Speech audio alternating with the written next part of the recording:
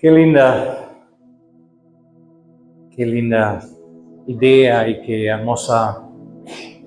hermoso gesto de poner los hijos de todos los hermanos en el centro de la oración. Les animo de seguir haciéndolo, de seguir hacerlo.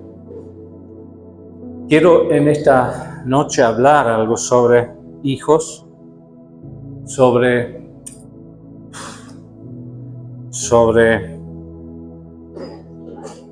discipulado, una palabra terriblemente asquerosa, porque nadie jamás en toda Argentina en la calle va a decir esa palabra, discipulado. Tiene que ser un loco creyente. Simplemente aprender, simplemente estudio, simplemente escuela. Esa es la palabra, ¿no? Claro, la palabra bíblica en aquella época eran discípulos, pero ¿quién hoy en día sabe qué es un discípulo? Es un alumno, nada más. Claro, es un alumno de un maestro especial, ¿no? Porque a la escuela todos hemos ido y algunos hemos aprendido algo y algunos parece que se fueron de balde o aprendieron menos, ¿no? O menos años. Bueno, pero gracias a Dios. Yo me acuerdo de nuestra primera maestra que fue muy enferma, tenía una enfermedad en los pulmones, murió después, muy joven. Muchas veces estaba delante de nosotros tosiendo y con los brazos que ya no tenía fuerza. Y nos enseñó, entre otras cosas, las primeras notas de música. El do, re, mi, fa, sol, la, si, do, en la flauta. Y eso me quedó un tesoro que hasta hoy me acompaña, porque es el idioma que más amo. Amén. Porque me parece, música es igual como un idioma, es igual, ¿no? Pero es el idioma, vamos a decir, de los sentimientos o de el idioma internacional o un idioma especial, ¿no? Y gracias a Dios por la música que muchos aprendemos en la escuela, por lo menos yo lo aprendí solamente las 8 o 7 notas, do, re, mi, fa, sol, la, si, do en la flauta y también en el pentagrama. Y de eso se desarrolló en mí la gana de seguir aprendiendo. Luego aprendí la guitarra, la aprendí en la iglesia porque yo quería tocar como Jimi Hendrix, pero menos mal que no me salió. Menos mal, pobre Jimi, murió terriblemente. Pero sí fue un gran guitarrista y yo quería ser un gran guitarrista, pero menos mal tampoco esto me salió. Pero me salió acompañar la iglesia. Sí, eso ya fue una ganancia. Yo dirigí luego los coros. Había 500 personas y yo con mi guitarra y todo el mundo cantaba junto y hasta hoy hablan de eso. Cómo yo llevé a las 500 personas que no había ni micrófono ni nada, una guitarra bien común, pero cantaban que era una presencia de Dios que era, bueno, avivamiento, ¿no? Sí, avivamiento muchas veces tiene algo que ver con cantar, o sea que se muestra también en la manera como cantamos, cuando comenzamos a cantar con todo corazón, ¿no? Bueno, así que quiero hablar sobre aprender, sobre discipulado, como lo decimos, pero como les dije, odio esta palabra porque se me hace que con eso alejamos esa cosa muy normal del aprendizaje, lo alejamos de la vida cotidiana, como si sería esto algo de otro mundo. No, es simplemente aprender. Pero sí, todo depende de quién aprendo, ¿no? Está en la Biblia la sinagoga de Satanás, por ejemplo. Bueno, fue la sinagoga de los judíos. No soy antisemita, por favor, amo a los judíos.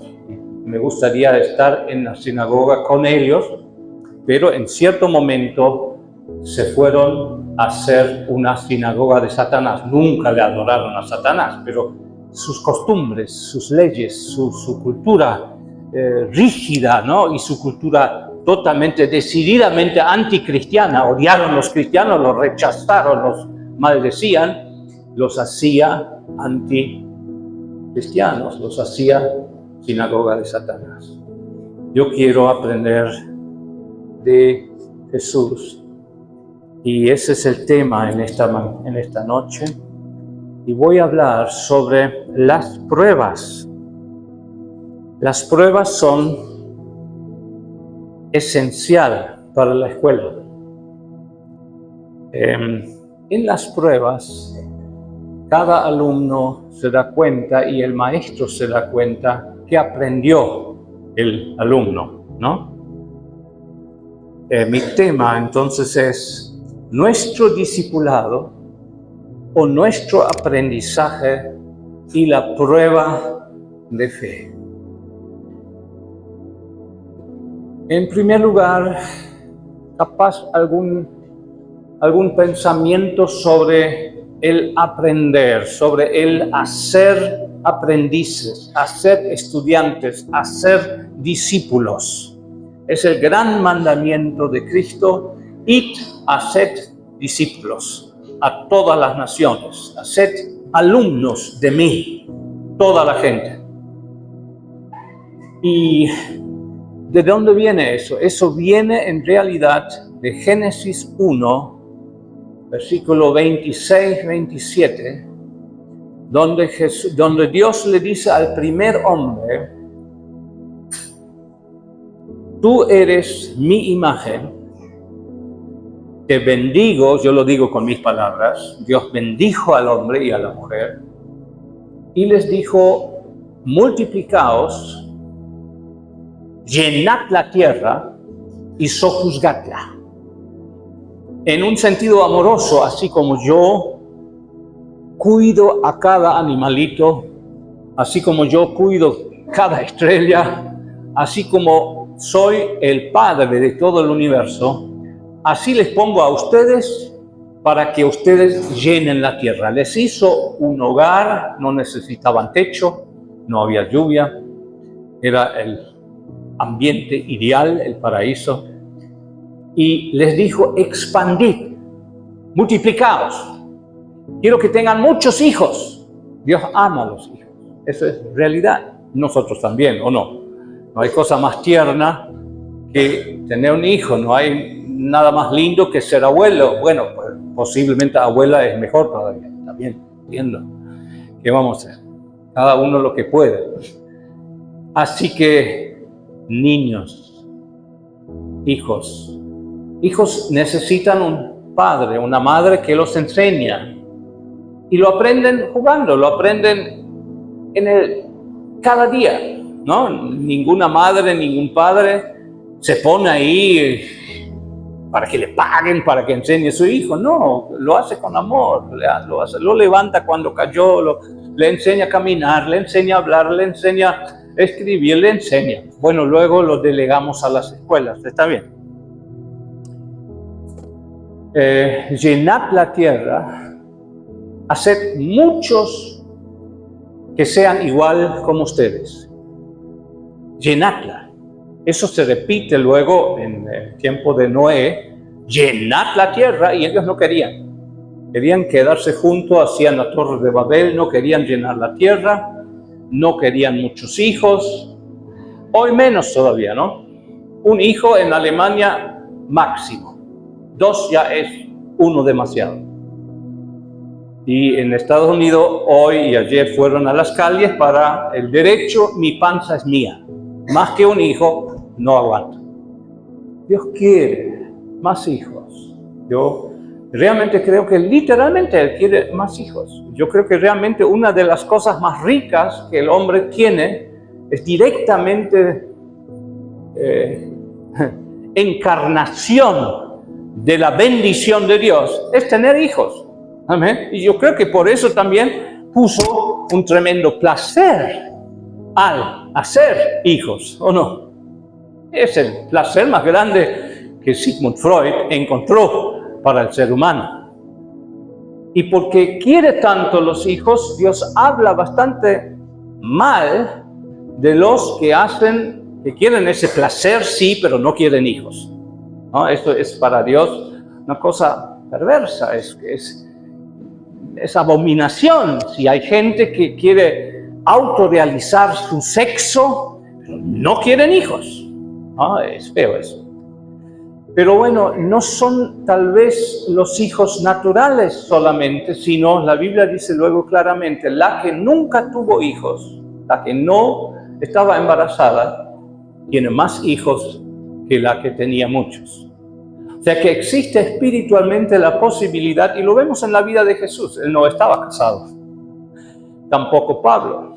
Y Pablo defiende a fierro su derecho de no tener que tener esposa para ser un hombre realizado, ¿no? Porque realmente en la cultura judía, un hombre que no es casado no es un hombre, ¿no? Pero en la cultura cristiana sí, porque existen hijos espirituales. Existe la posibilidad, como en la vida de Jesús, de hacer discípulos y hacer muchos y mucho más, ¿no? Los hijos suyos son limitados. No vas a tener mucho más que, bueno, capaz 10. Bueno, algunos pueden haber tenido más, pero es trabajo, ¿no? Mucho más ya no. Pero sí, espiritualmente, podemos tener más hijos. Y eso es el mandamiento más íntimo y más importante que Jesús nos dejó. Es la gran comisión. Ir y hacer muchos discípulos. Dicho sea de paso, me dijeron, yo nunca, bueno, estuve en una sinagoga en Jerusalén, pero no sabía las letras, así que era en hebreo. Me dicen que al salir de la sinagoga, en cada sinagoga dice, haced muchos discípulos. Así que Jesús simplemente repitió lo que en Génesis 1 dice y lo que en cada sinagoga dice, haced muchos discípulos. Pero claro, ¿discípulos de quién? No de una religión. ¿No es cierto? No repitiendo fórmulas. Esto es importante. Bueno, quiero hablar de este tema. Y ahora quisiera combinar este tema de los discípulos con el tema de las pruebas. Dice en Santiago, la carta de Santiago, Santiago era el hermano carnal de Jesús, y los analistas del lenguaje descubren en la carta de Santiago muchos paralelos, mucha familiaridad con la manera como hablaba Jesús. Como viste, cuando hay dos personas de una misma familia, tienen muchas veces también un hablar que les muestra que son de una familia, ¿no? De una cierto lugar. Así que Santiago habla muy similar como Jesús. Él dice acá, en el primer capítulo de Santiago 1, versículo 2, hermanos míos, ustedes deben tenerse por muy dichoso cuando se vean sometidos a pruebas de toda clase. Pues ya saben que cuando su fe es puesto a prueba, ustedes aprenden a soportar con fortaleza el sufrimiento. Pero procuren que esa fortaleza les lleve a la perfección, a la madurez llena, plena, sin que les falte nada. Si a alguno de ustedes le falta sabiduría, pídasela a Dios y Él se la dará, pues Dios da a todos sin limitación, sin hacer reproche alguno. Amén. Voy a dejarlo ahí. Pruebas de fe. ¿A quién le gusta? A mí no. Yo era un mal alumno. Odiaba después la escuela porque me había infectado o llenado de la filosofía hippie y que decía la escuela es lo peor que hay. La escuela roba a los jóvenes de su juventud, les saca la última libertad que tienen, les mata totalmente. Al salir de la escuela voy a quedar tan muerto, tan hipócrita, tan mal como los profesores. Y yo miraba en los ojos de cada profesor y tenían la muerte en los ojos. Así que yo odiaba la escuela.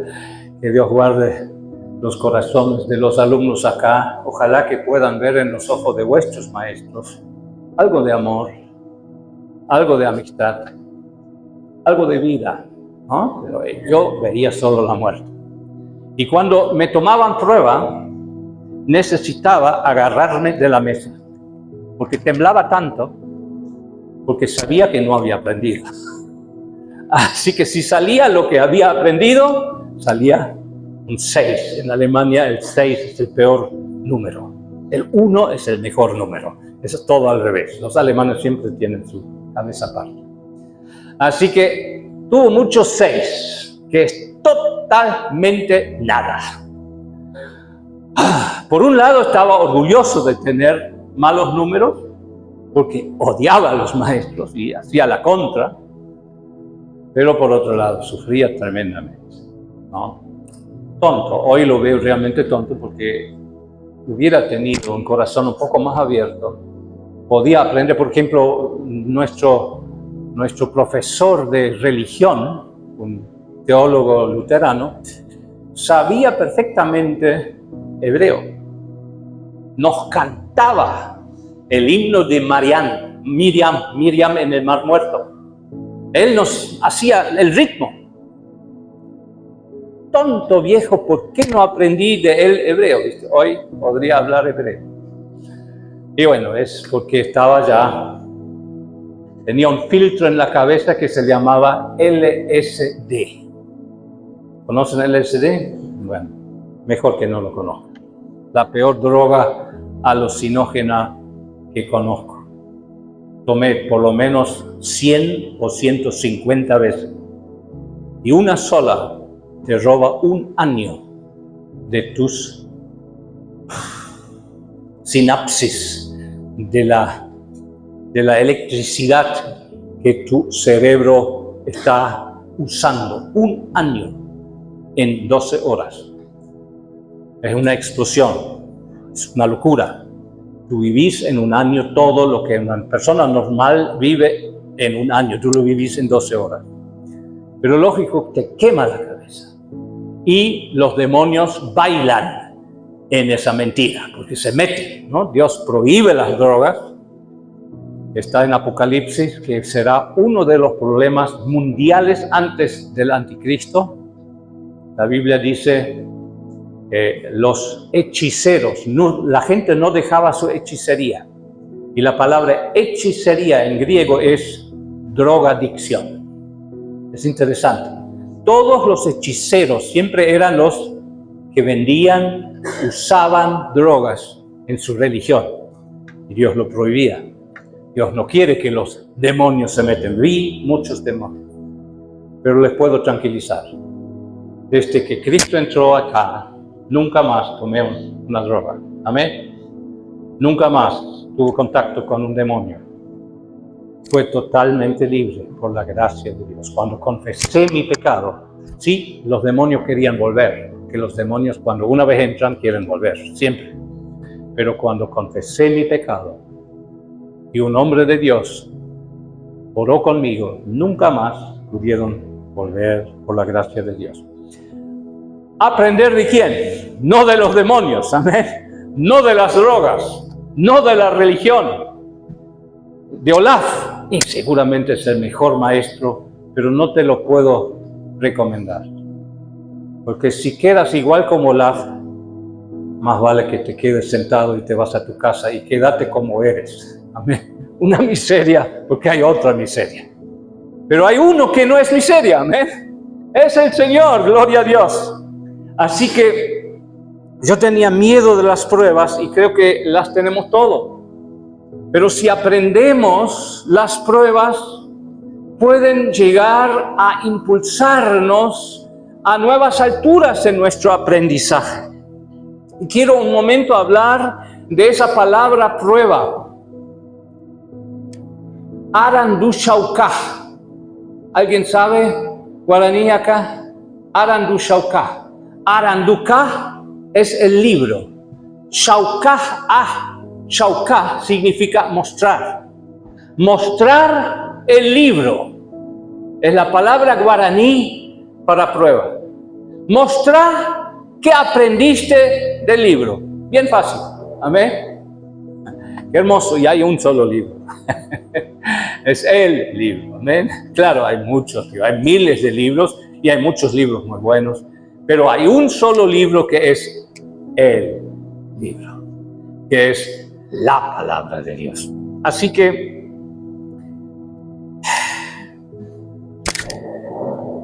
prueba.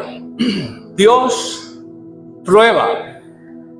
Quiero leer un versículo y lo hubiera cantado si me permitían, pero yo mismo no me lo permito porque ustedes cantan tan bien que no les quiero arruinar el tema en esta noche.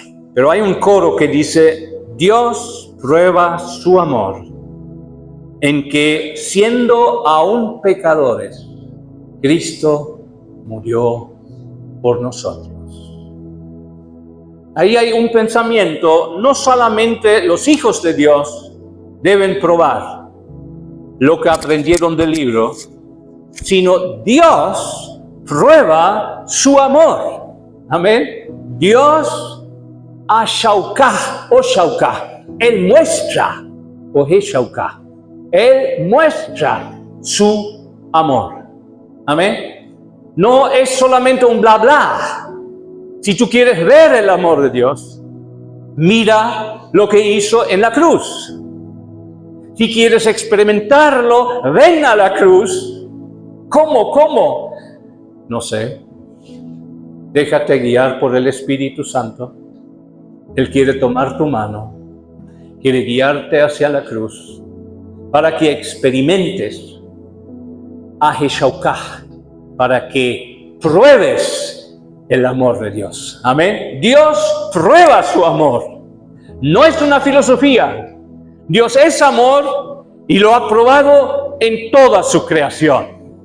Amén. Cada gallina prueba el amor de Dios, como cuida a sus polluelitos. Cada perito, cada animal que es puesto por Dios tiene algo del amor de Dios. Pero la mayor prueba del amor de Dios, obviamente también en el hombre. Amén. Porque Dios hizo hombre y mujer en su imagen, los bendijo y dijo: multiplicaos. Él quiere que el hombre se enamore, que el hombre tenga esposa, que tenga muchos hijos, que la esposa abrace a los hijos, que el esposo proteja a su esposa y sus hijos, y que se multipliquen, que se llene la tierra. Pero el hombre tiene otras ideas y el Padre probó su amor. Estamos hablando de las pruebas. Arandu Shauká, prueba. Amén. Y el Hijo, voy a leer otro versículo de Hebreos 4:15, pues nuestro sumo sacerdote puede compadecer de nuestras debilidades, porque Él también estuvo sometido a las mismas pruebas.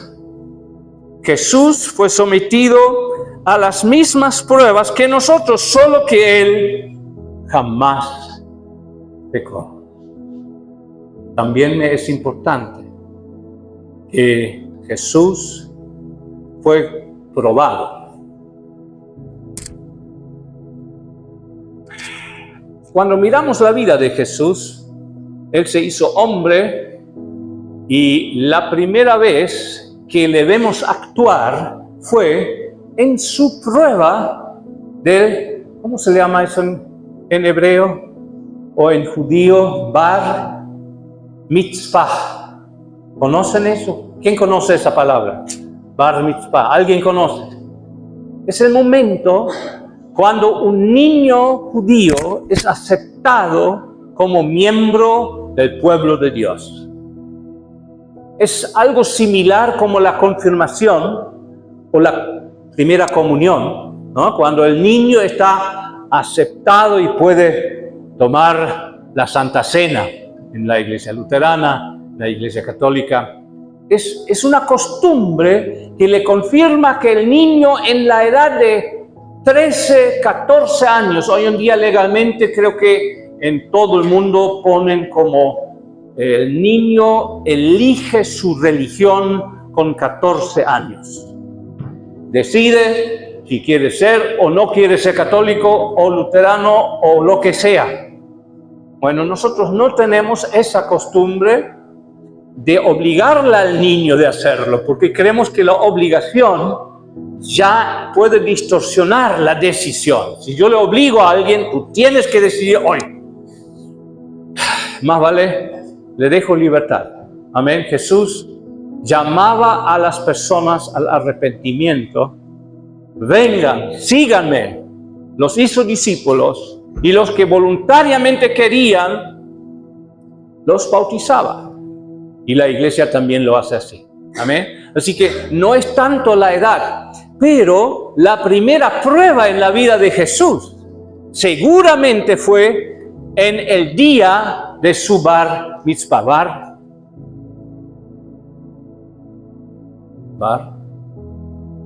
Bar es hijo, mitzvah creo que es la obra de la ley, si no me equivoco, pero bueno, no soy especialista en eso.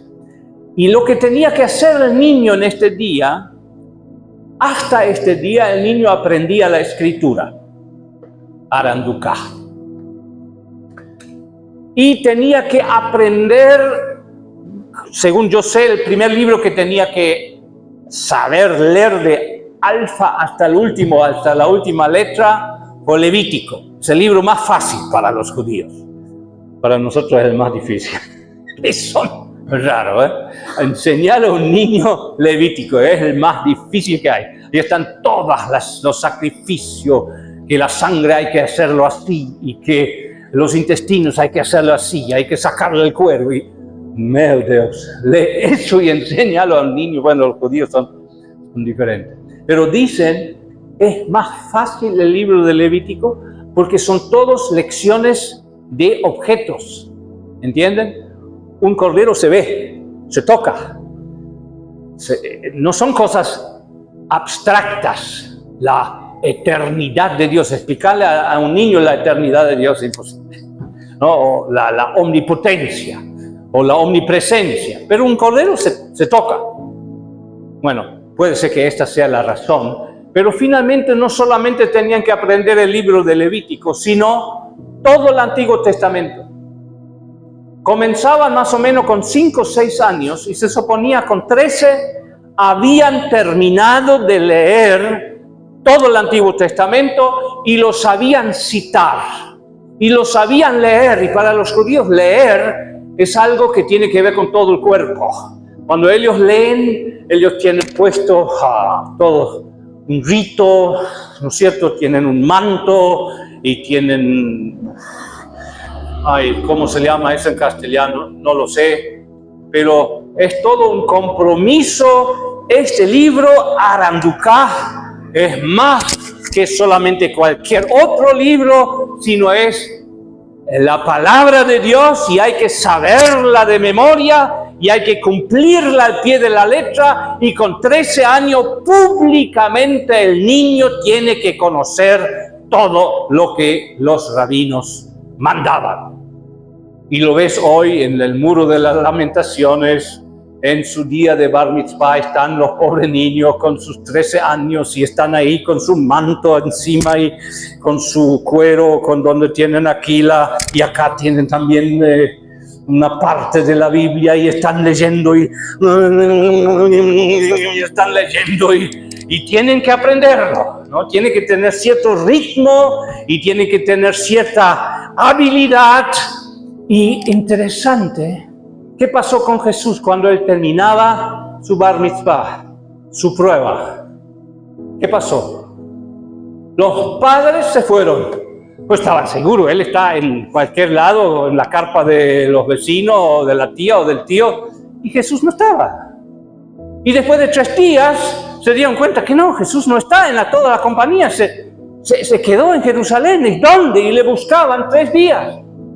Y le encuentran entre los rabinos y ven que durante los 3 días Jesús fue preguntado por ellos y respondió, y Jesús les preguntó a ellos. Lee ese pasaje. Es el típico estudio de los judíos. El estudio de los judíos es hacer preguntas y responder con una pregunta. Porque es esto lo que hace andar la mente. No se responde con sí o no, sino que se responde con una pregunta. Y estas discusiones van días y 3 días. Y no se cansaron de preguntarle al niño Jesús. Y no se cansaron de escuchar sus preguntas. Y andaban. Ese niño era un fenómeno. Amén. Qué lindo. Así que la primera prueba la pasó bien. Amén. Arandu Shauka. Él sabía el libro. Luego vemos que fue probado por Satanás el día de su bautismo, cuando tenía más o menos 30 años, porque luego desapareció simplemente en el anonimato. Nadie sabía nada especial, fue simplemente sumiso a sus padres, pero con 30 se fue al bautismo.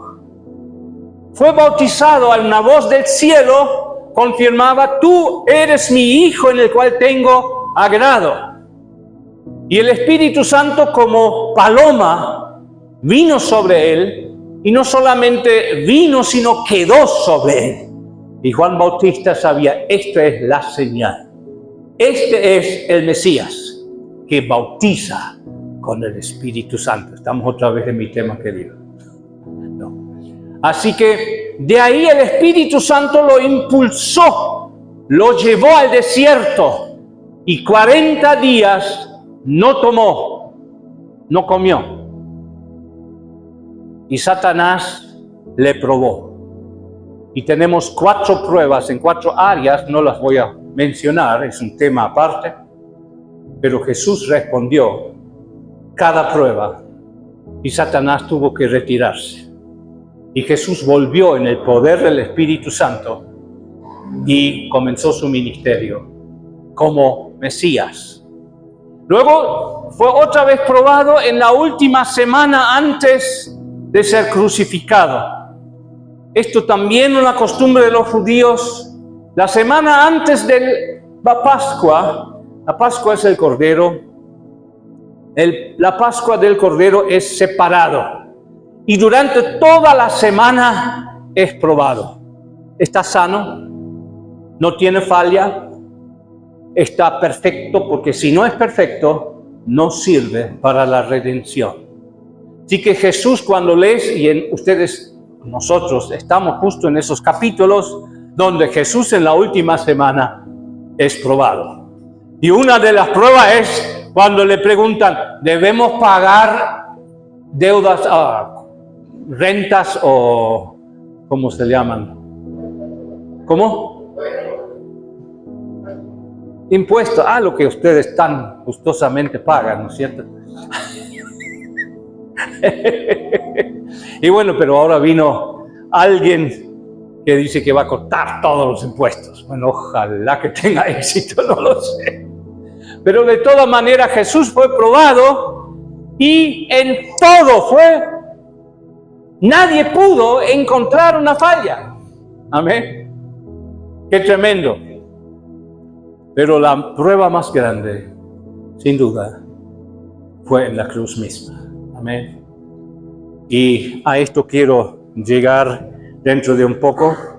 Todavía quisiera volver a mi tema. Y mi tema en esta noche es especialmente las pruebas, la prueba de la fe de Abraham.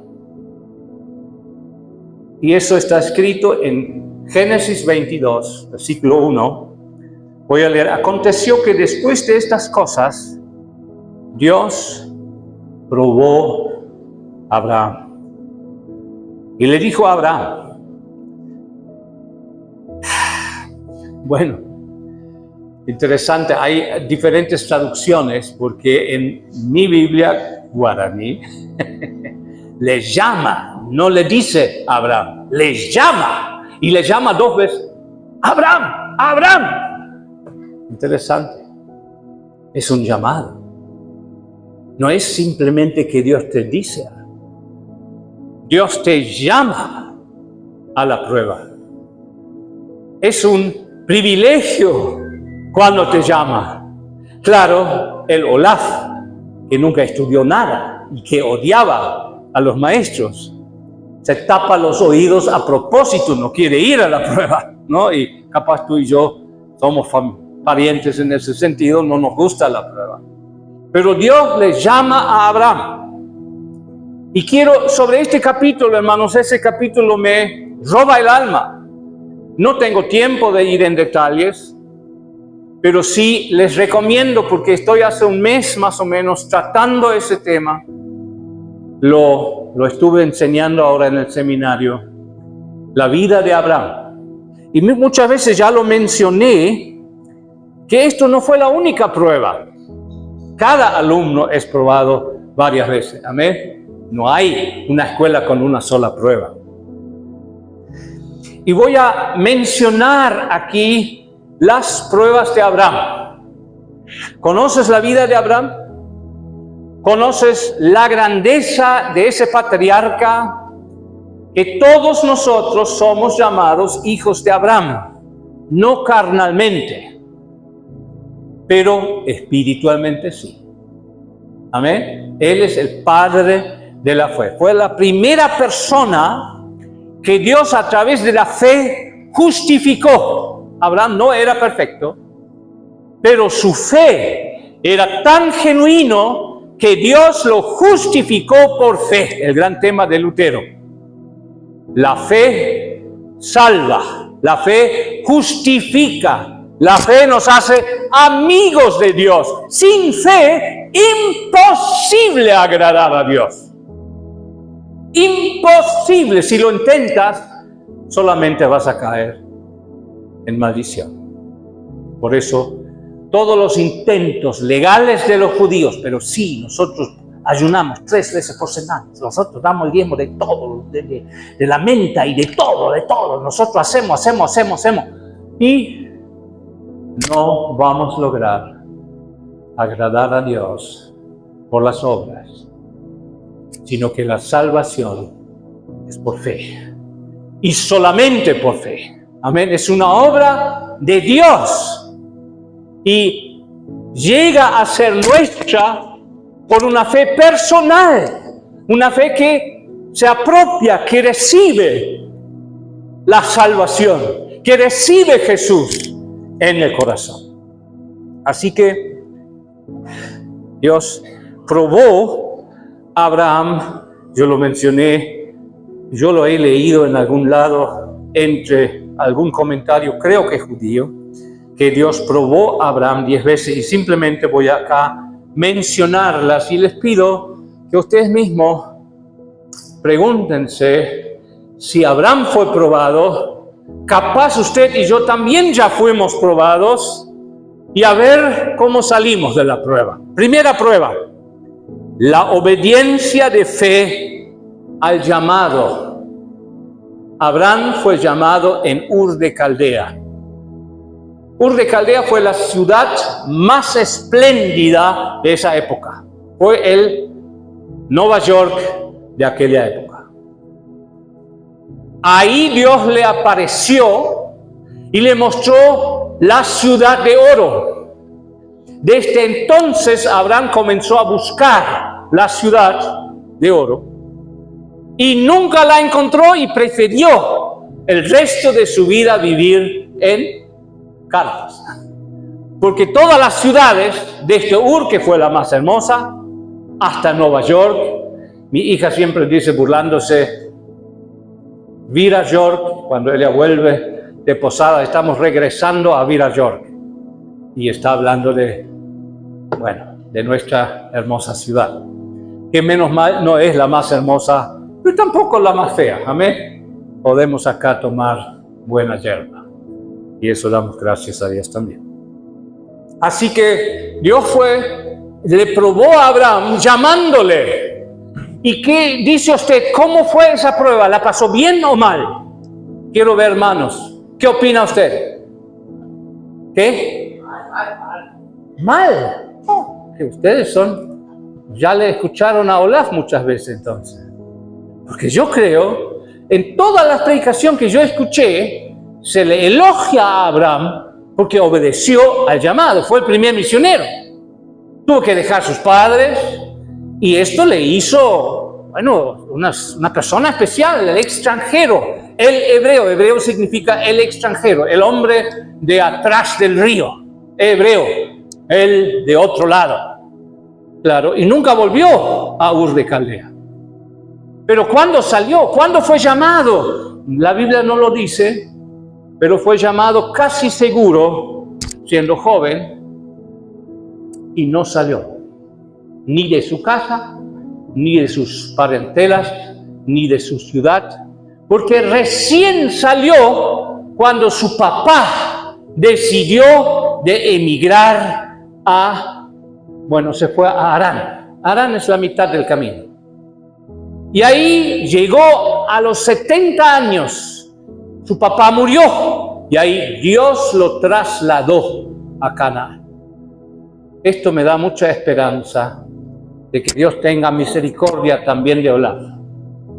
O también de Agustín. O no sé, de Javier, ¿no? De todos nosotros, también de usted. Podemos llegar a ser bastante viejos y ya nosotros nos hemos olvidado del llamado de Dios. Porque las circunstancias no nos ayudaron, papá no me dejaba, la ciudad era tan linda, no había terminado mi estudio y pasaron más que 50 años. Y el viejo Taré murió y ahí Dios le tomó a Abraham y lo trajo a Canaán. Así que para mí esa primera prueba le doy un 5. Salió, pero salió con 50 años de tardanza. ¿Cuándo vas a salir vos a lo que Dios te ha llamado? Dios lo sabe.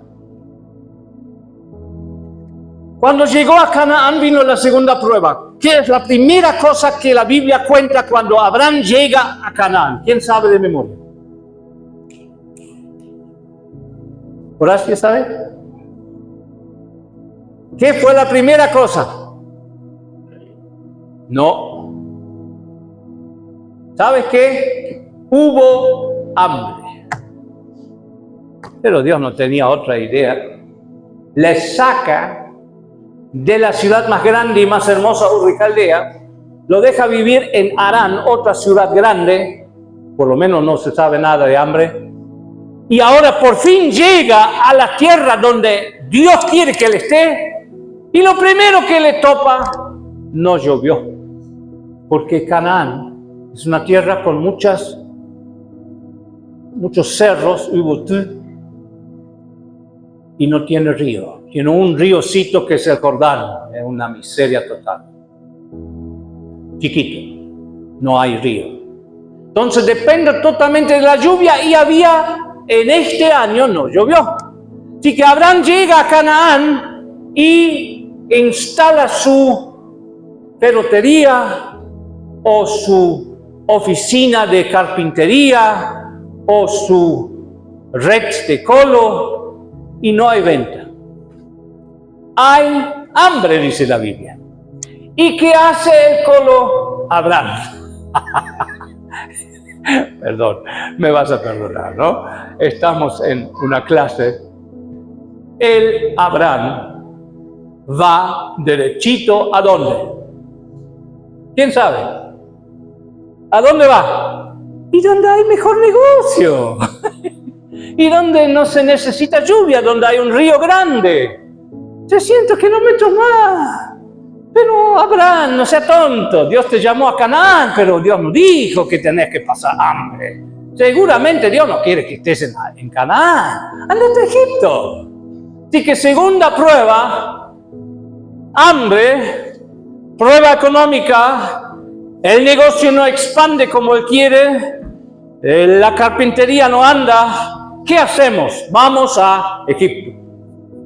Y en Egipto, cuando él se acerca a Egipto, él se acuerda de algo que ya se había olvidado, que su mujer era muy hermosa y los egipcios eran muy bravos. Y si los egipcios veían a su esposa, capaz algún egipcio le iba a cortar el cogote. ¿Y dónde estaba la promesa de fe? ¿Dónde estaba la fe de Abraham?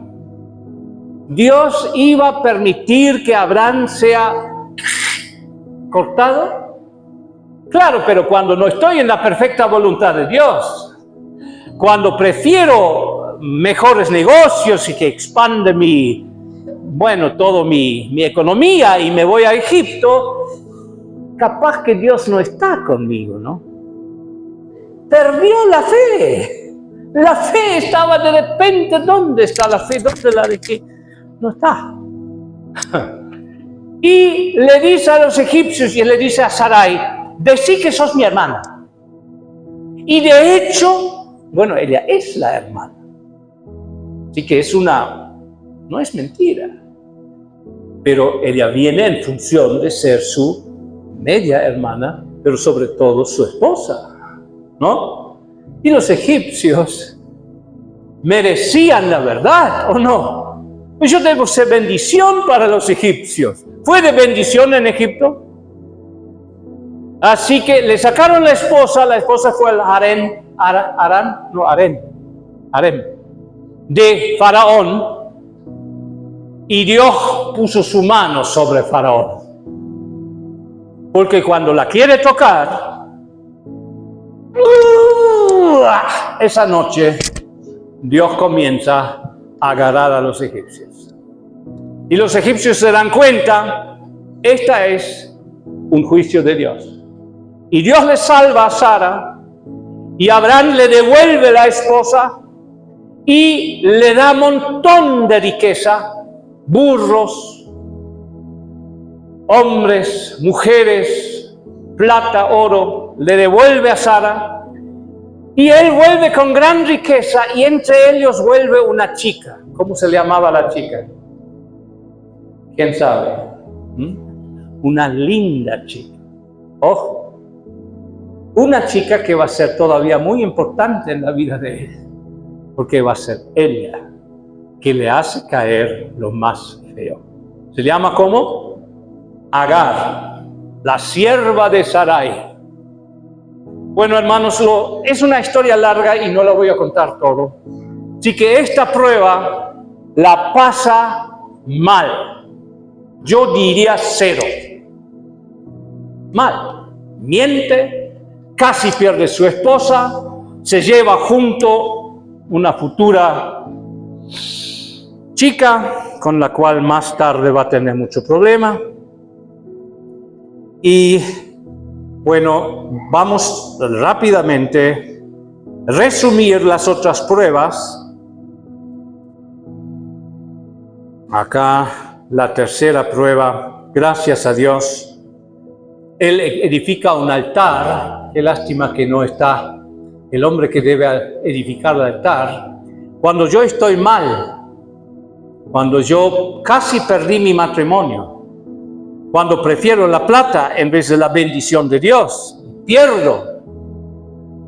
Debería volver a donde salí del camino de Dios. Amén. Y ahí edifica un altar, edifica el altar de vuelta. Ahora comienza toda la historia de Lot, que es una historia larga que la voy a resumir. Él ha llevado junto un pariente. Y este pariente, claro, con toda la riqueza que Abraham se trae de Egipto, con todo lo que él ya poseía, ahora no hay suficiente lugar, y Lot mira y encuentra la chacra que le gusta. Y ahí vemos la grandeza de Abraham, que le da a Lot la chacra que quiere. Le da todo. Abraham no es materialista. Ahí sí me siento satisfecho con Abraham. Abraham se queda sobre la montaña, Lot se va al valle de Sodoma y va a ser el hombre más rico y más afortunado en Sodoma. Va a subir al partido número 1 de Sodoma, va a estar sentado en la puerta de Sodoma y está contento. Pero ahora comienzan problemas, comienza una guerra mundial. Lot está perdido en esa guerra. Abraham escucha, tu pariente Lot está prisionero de guerra. Abraham junta sus 300, ¿cuánto? 18 hombres nacidos en su casa. Eso ya es un rey. 318 soldados que nacieron en su casa y que el mejor después le vamos a conocer con nombre, Eleazar, un hombre de Dios. Así que Abraham hizo lo que debe hacer. Él hizo discípulos. Y él no recibe nada de Sodoma. Él recibe la Santa Cena. En vez de recibir una recompensa de Sodoma, sale al encuentro de Abraham Melquisedec con pan y vino. Qué hermoso. En Salem, o más tarde Jerusalén. Luego viene el pacto. Dios hace un pacto con él. Él ya tiene ahora 80 años. Y hace un pacto: tú vas a ser padre de muchas naciones. Pero lamentablemente no le dice que tiene que todavía pasar una prueba. Y es la prueba de la paciencia. Donde también Abraham no tiene más paciencia. Y la que menos paciencia tiene es ¿quién? La amada esposa. En realidad es la grandeza de Sarai. Porque de que Sarai ahora le da su empleada, la verdad que humanamente es una grandeza. Ella se siente culpable. Dios llamó a mi esposo para ser padre de reyes, padre de una multitud de gente, y mi pobre esposo mes tras mes espera y yo soy infértil. Así que le da su empleada. Lamentablemente, esto fue sin preguntar a Dios. Y esto hizo más problemas que bendición. Ismael nace y con él nace la guerra en la casa de Abraham. De tal forma que Sarai no aguanta más. Y Agar se escapa. Y luego Ismael crece. Pero luego se cumple la promesa, voy a resumirlo en pocas palabras. Nace Isaac. Y Sarai observa a Isaac, el bebé Isaac, y observa a Ismael. Y Ismael se burla de Isaac. Yo pongo, Abraham hizo muchos discípulos. Él enseñó a los 318. Él enseñó a otros, pero a una no pudo hacer su discípulo, Agar, tampoco Ismael. Y a Sarai dice: echa a ese chico porque no quiero que herede con mi hijo. Le es muy pesado a Abraham, capaz que podemos entenderlo algunos, pero Dios le dice: escucha a tu mujer. Le escuchaste hace 13 años, escúchale ahora también. Y él tiene que echarlo. Así que pruebas. Y ahora que Sarai tiene un hijo, y me olvidé la anteúltima prueba, ella ya está embarazada. Porque ya vino el ángel del Señor y le dijo: en 9 meses voy a venir. Y después de esto, Abraham se va con Sara a la tierra de los filisteos, a Gerar. Y allá, la misma miércoles, miente: ella es mi hermana. El rey de los filisteos toma a Agar, ya está embarazada. Y Abraham, ese perdón, ¿cómo va a desproteger su esposa? ¿Cómo va a permitir que se vaya al harén? Bueno, tiene miedo. Pero si Dios ya está con él, si él es el hombre de fe, pero ahí no hay nada de fe. Ahí está la misma debilidad como 20 años atrás o como 10 años atrás. Dios tiene que intervenir, salva a Sara, la segunda vez y ella da a luz a Isaac. Y ahora viene la última prueba. Con esto quiero terminar, pero esta es la prueba en la cual Abraham simplemente es llamado. Dios llamó a Abraham y lo probó. Voy a leer estos pasajes con ustedes. Hermanos míos, bueno, ya eso hemos leído. Acá. Aconteció, Génesis 22. Aconteció que después de estas cosas Dios probó a Abraham y le llamó: Abraham, Abraham. Y él respondió: heme aquí. Y Dios dijo: toma ahora a tu hijo, tu único, a quien amas, a Isaac, y ve a la tierra de Moría, ofrécelo allí en holocausto sobre uno de los montes que yo te diré. ¿Qué opinas? Si Dios haría esto hoy, le meterían preso a Dios. Y a Abraham le llevarían al manicomio. Estamos viviendo en un tiempo donde ya no manda Dios. Dios no existe.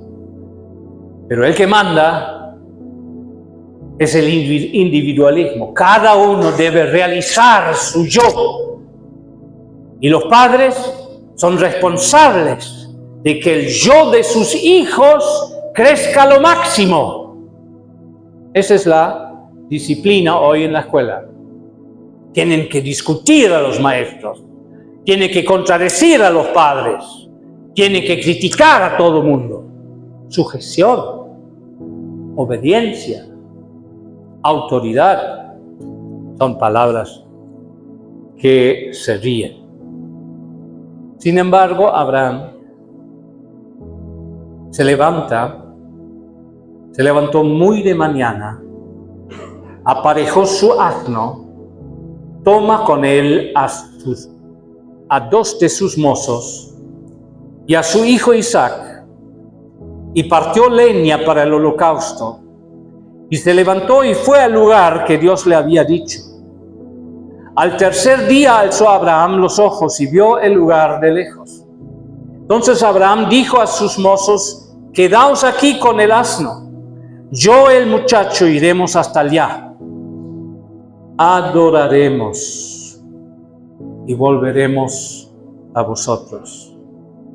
Tomó Abraham la leña del holocausto y lo puso sobre Isaac y su hijo, y tomó en su mano el fuego y el cuchillo, y los dos iban juntos.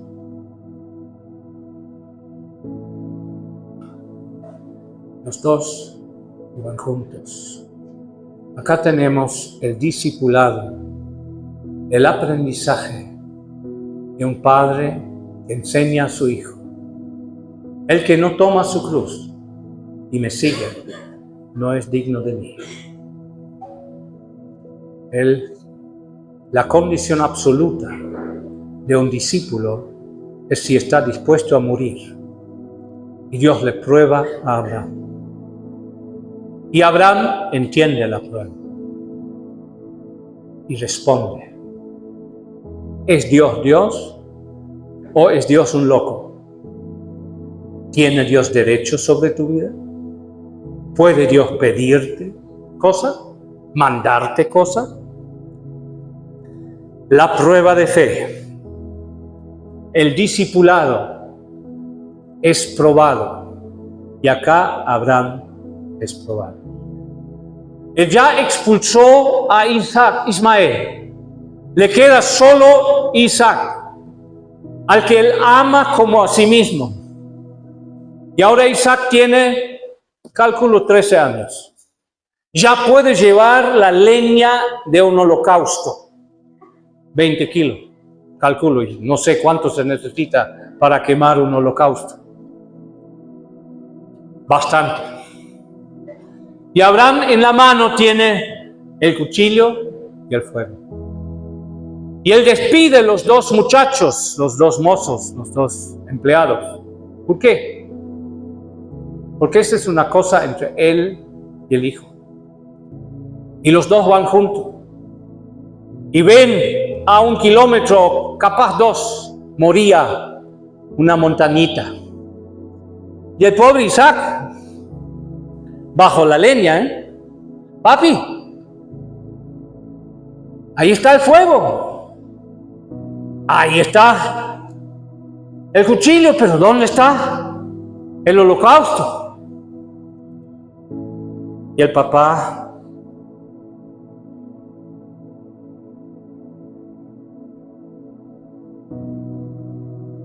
habló Isaac a su padre Abraham y le dijo: Padre mío. Y él respondió: heme aquí, hijo mío. Y dijo Isaac: aquí están fuego y la leña, pero ¿dónde está el cordero para el holocausto?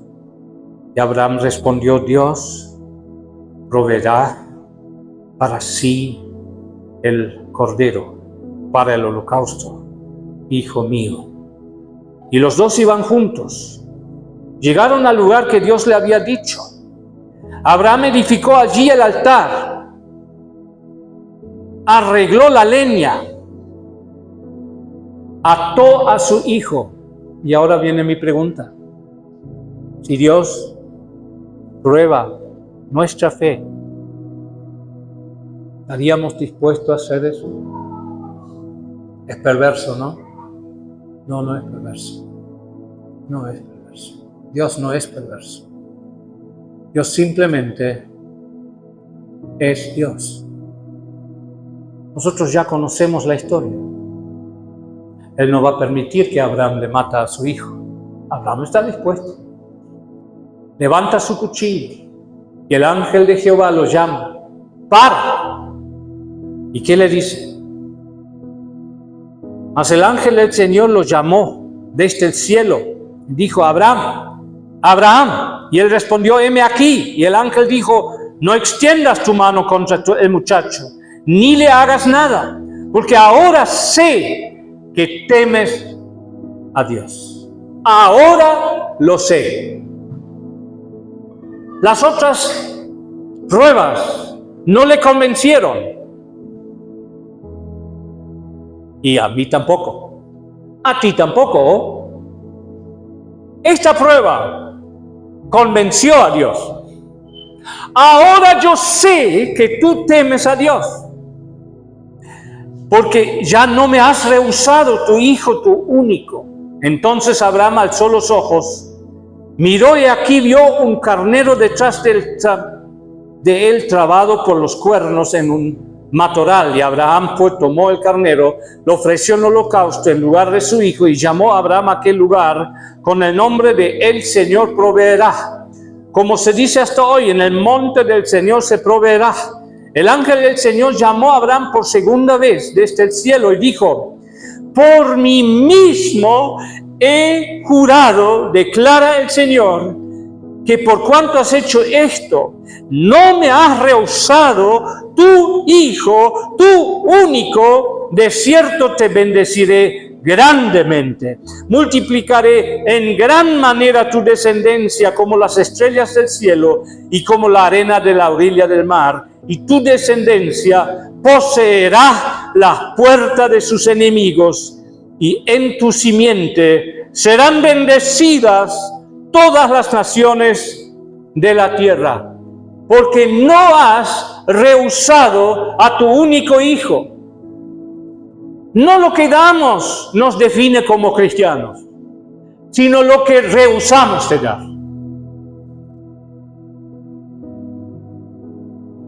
Pablo dice en Romanos 8, 32, Dios no escatimó, no rehusó su único hijo, sino lo dio por nosotros. Dios probó su amor dando su único hijo. Y Dios es amor, pero Él quisiera ser reflejado en sus hijos, ¿o no? Y nosotros somos una manga de egoístas, una manga de los que dudan, que dan la plata más fea, que dan lo que sobra, pero nunca damos lo que más nos cuesta. Dios dio Yo creo que el único que entendió esto es Abraham. Amén. No sé si tú y yo lo entenderemos jamás. Cuando Dios dio su único hijo. Amén. Lo ha dado, hermano.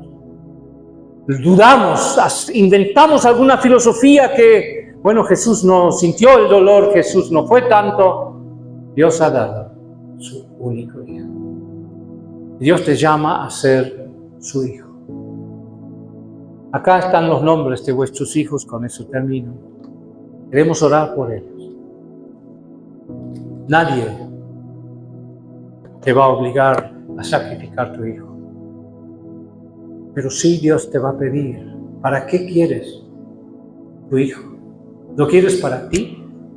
¿Para satisfacer el cosquillo de tu autorrealización? Mi hijo tiene la más linda novia. Mi hijo es el jefe de qué sé yo de qué. Que Dios nos dé la gracia de hacer nuestros hijos discípulos. Amén. Hacelo un discípulo. Llévalo a la cruz. Dalo a Dios. Que Dios haga de él lo que él quiera. Pero enseñale que hay algo más grande que plata. Que hay algo más grande que una linda familia y un gran título. Que la gente que tiene todo a veces son la gente más pobre que hay.